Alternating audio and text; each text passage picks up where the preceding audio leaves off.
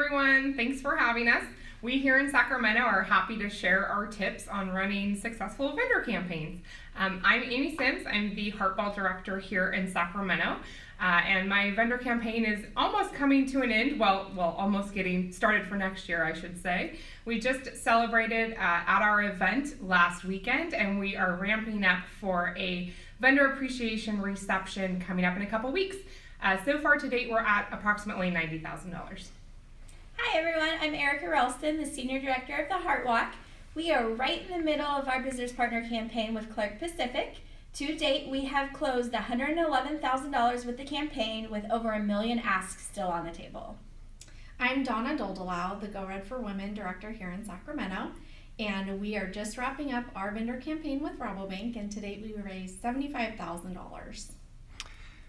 How did you manage your chair from yes, I'll do a business partner campaign to getting the letters out?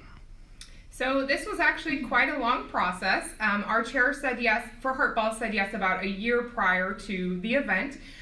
So once he said yes, we had an orientation with him. At that orientation, we let him know that we would be setting a date for a vendor strategy meeting, which we set that day.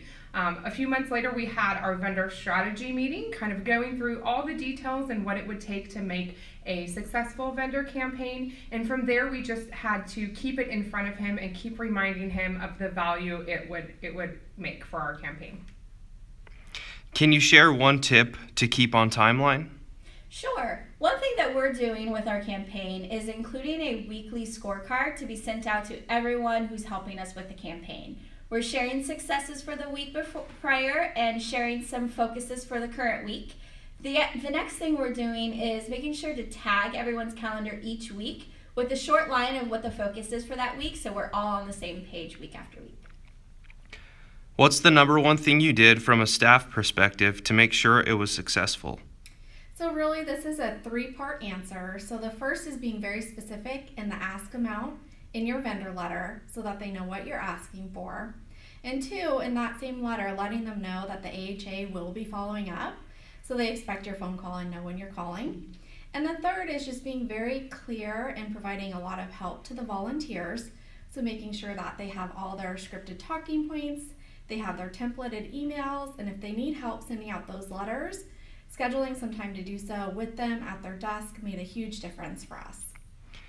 Any tips for staff who are trying to get a business partner campaign going and how to keep it moving? Yes, that's a great question. So one thing that we know is it may take a little while. It is a long process.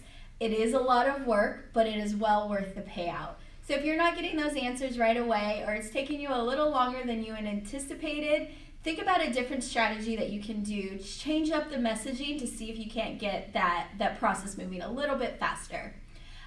The tip I have for you for keeping it moving forward, if you already have one going and you're not seeing the movement you're expected, go back to the mission. The mission is what it's all about. Keeping in front of our volunteers and letting them know why we're working so hard and why we're doing what we're doing every day is so important.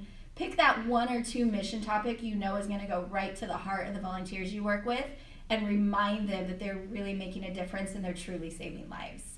We hope these tips have been helpful for you, and good luck with your business partner campaigns. Bye!